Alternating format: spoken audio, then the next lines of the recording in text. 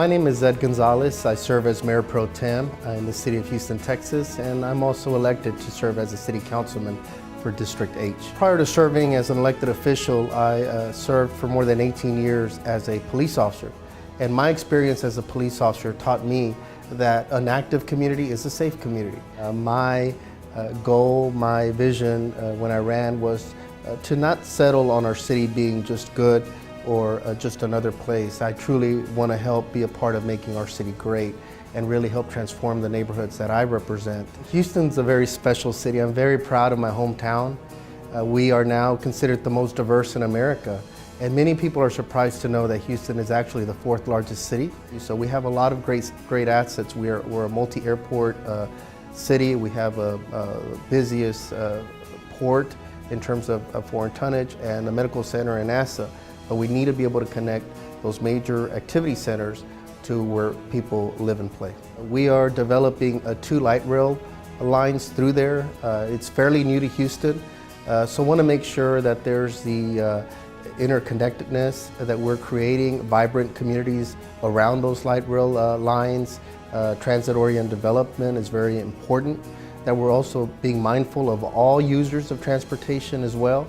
So complete streets is something that I'm really championing on City Council, because I believe that we need to make sure that we're being mindful of all users. Not everyone's going to use a vehicle, and historically the city of Houston has been a car-centric city.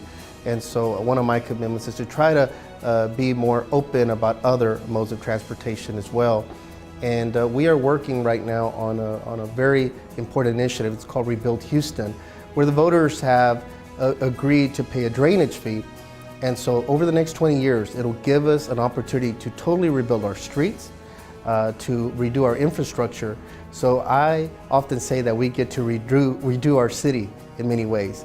And so when we do that, we need to make sure that we're taking advantage of that investment to also look at the built environment and really create a dynamic city. I think we're also seeing a lot of good mixed-use projects that are springing up throughout the city, and they've proven to be very successful, and people tend to gravitate to those locations because they can park, walk, be able to eat, work, play, a combination of things. And we're seeing some successful models. Others are now duplicating that. So the market in many ways is seeing the success of that and is now wanting to come on board. I think by the city being engaged, making sure that there is at least a vision for certain corridors, that there's leadership behind it, and that there's a comprehensive look at things in absence of zoning. I think that brings some comfort and confidence to anyone making an investment, saying, well, the city's committed to really transforming this area,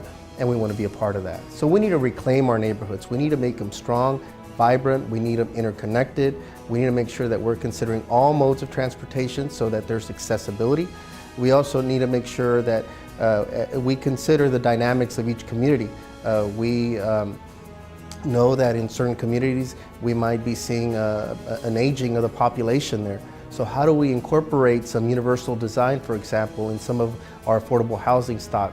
How do we create additional housing options? These are things that I think as policymakers we need to be paying attention to, and taking a comprehensive look at our city and building great communities.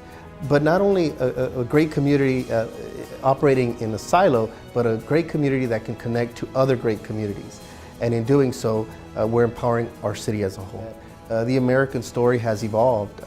We're no longer just a manufacturing base. It's becoming truly about innovation and a creative economy that requires thinking and has to be mobile and flexible. 30 years from now, I envision Houston with our can-do spirit to truly be the leading city in America. I like to point out that the best time to plant a tree is 20 years ago. The second best time is now.